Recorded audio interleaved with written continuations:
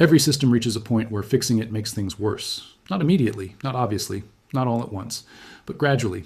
So gradually that most people never notice the moment it happens.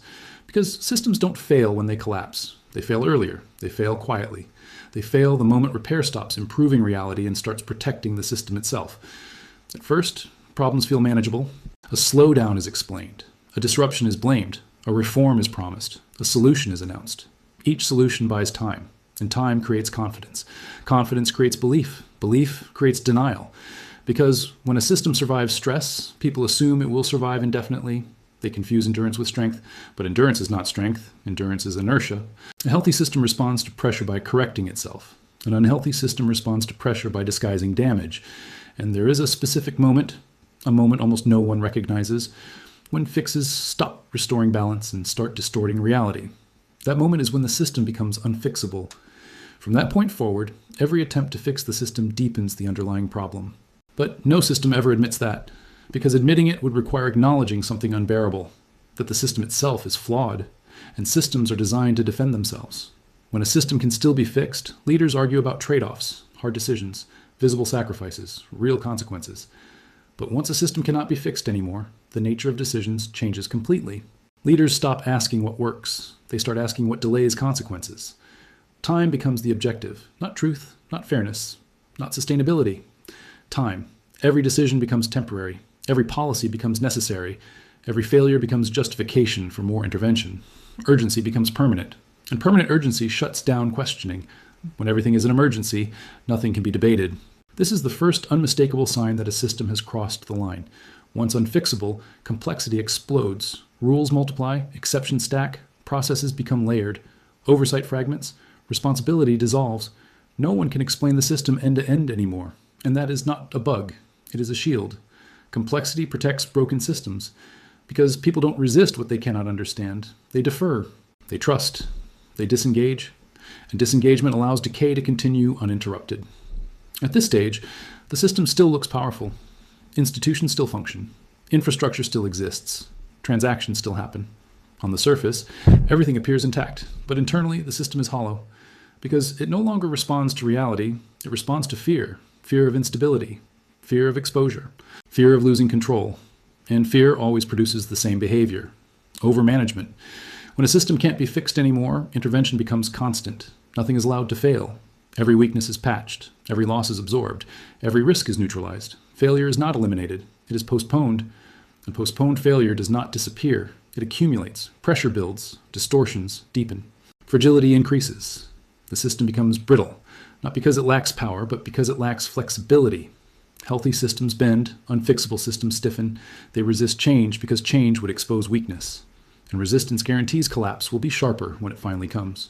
This is why late-stage systems feel tense. Everything feels tight, overregulated, overmonitored, overmanaged, yet somehow more unstable than ever. That contradiction is structural, because unfixable systems must be protected from reality itself. Reality becomes the enemy. Bad signals are ignored. Negative data is reinterpreted. Warnings are reframed as pessimism. Outcomes are redefined. Language changes. Failure becomes transition. Decline becomes adjustment. Loss becomes rebalancing. And when language drifts far enough from lived experience, trust begins to erode, not explosively, quietly. People feel something is wrong, but they cannot articulate it. Life feels harder, effort increases, security decreases. But explanations sound polished, optimistic, rehearsed. This creates psychological friction. Experience says one thing, narrative says another, and when narrative consistently contradicts reality, belief weakens. This is when behavior changes. Not dramatically, subtly. People shorten time horizons. They stop planning long term. They prioritize immediacy. They protect themselves individually. They disengage collectively. Coordination weakens. And coordination is the foundation of every complex system. Complex systems rely on trust. They rely on shared expectations. They rely on belief that effort today will matter tomorrow. When that belief fades, systems lose efficiency. Processes slow. Institutions hesitate. Rules lose authority. The system still exists, but it stops functioning smoothly. At this point, leaders usually intensify messaging. Reassurance increases. Confidence campaigns multiply. Dissent is framed as dangerous. Alternatives are labeled irresponsible. Stability becomes the highest value. Not truth, not justice, not sustainability, just stability. But stability without repair is stagnation. And stagnation is decay in slow motion. What makes this phase so dangerous is how normal it feels. People adapt. They adjust expectations downward. They redefine success. They normalize instability. They say things like, "This is just how things are now."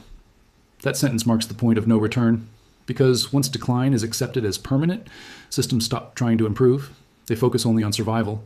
But survival has limits. Belief can sustain systems for a long time. But belief requires results, and when results vanish, belief follows. This is why collapse feels sudden, not because it happens quickly, but because denial lasts so long. By the time collapse becomes visible, the system has been dead structurally for years. It just hadn't fallen over yet. Systems do not collapse because people panic. They collapse because coordination breaks, because trust evaporates, because incentives stop working, because maintenance consumes all available energy, and nothing remains to build the future. At this stage, outcomes narrow, options disappear, events accelerate. Change stops being voluntary. Correction becomes forced, and forced change is always chaotic. Understanding this does not give certainty. It gives clarity. Systems move through phases: healthy, strained, managed, preserved, unfixable. Once a system becomes unfixable, there is no clean exit, only transitions. Some slow, some abrupt, some disguised, but all unavoidable. This channel exists to explain those transitions, to map the stages beneath the noise, to help you recognize structure instead of reacting to headlines. Subscribe if you want to understand systems before they break, not after. Because the most dangerous moment in any system's life is not collapse. It is the moment fixing it stops being possible.